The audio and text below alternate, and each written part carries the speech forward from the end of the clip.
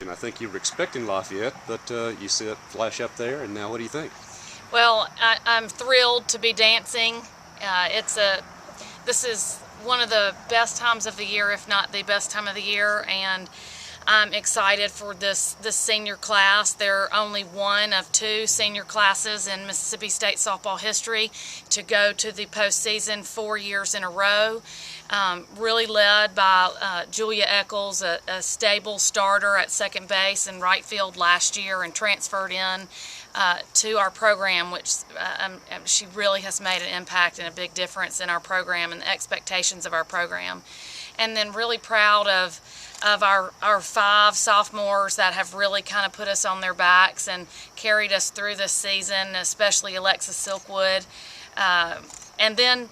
And company. You know, there's 20 student athletes on this team, and then 12 or so support staff, and just really happy for all of us that have grinded it out all year and ready to get back down to Lafayette and right some wrongs. We were there last year. It feels very fresh to all of us, especially Julia Eccles, and just love to have the opportunity to be dancing and the opportunity to live one more day.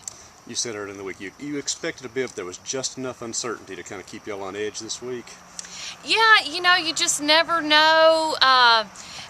We sat down and we did all of the seedings and things last night, and I thought we would have to be jumped by about 8 to get left out.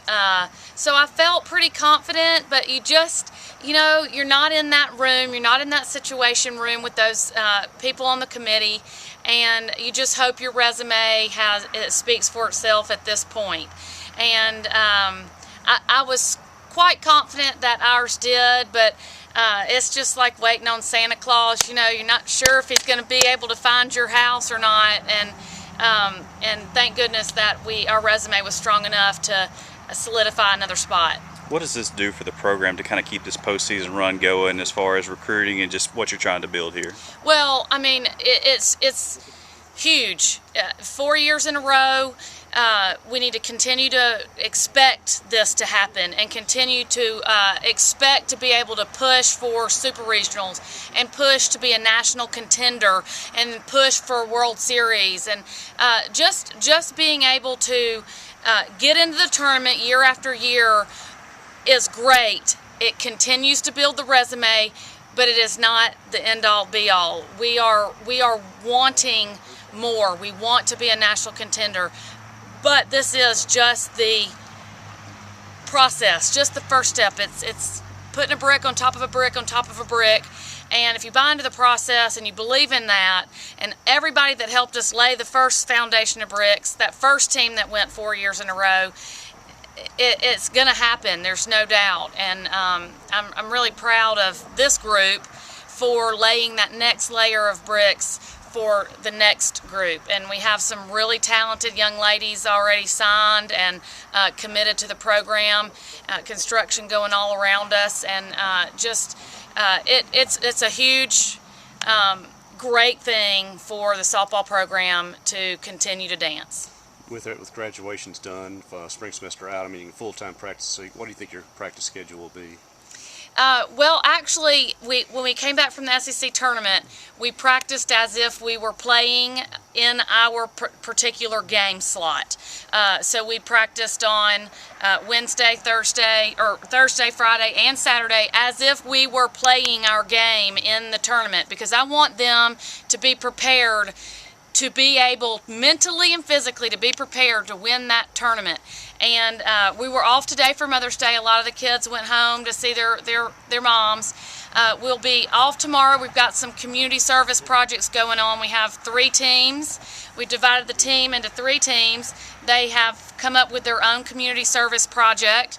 And it's going to be like The Apprentice. They're going to be judged on creativity, how much it helps our community, and how well they use the members of their team. And they get to pitch their campaign, I guess, for themselves at the end of the community service project. So we'll be doing that tomorrow. We'll practice on Tuesday, get on the bus on Wednesday, practice down there on Thursday, and play Friday, and go just see where the ball bounces. What do you know about Baylor right now? They're good. Baylor's good. They're actually coached by Mississippians, so we know they're good. Yeah, I was going to say, obviously a loaded regional, probably. We only saw half of them, obviously, but perhaps the hardest one, maybe. It's a loaded regional.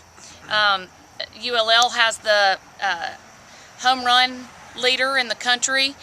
Baylor has a very good staff in the circle and veteran to the postseason. Glenn Moore's also been at Baylor for 8-10 years, something like that. He's notoriously in the top 25 year after year after year. They expect to win and they expect to do well.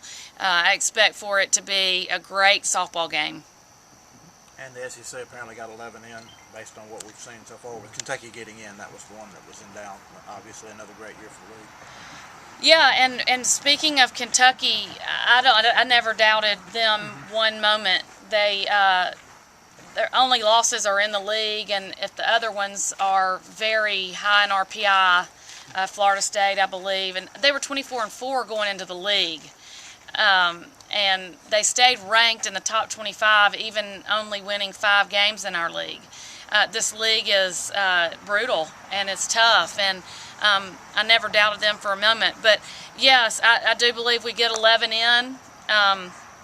Ole Miss, had they won 1 or 2 maybe at the tournament, maybe we slide them in. I don't think we're far away from getting 12 in. And then you never know, we might get the whole league in before too long. It's a great league to play in.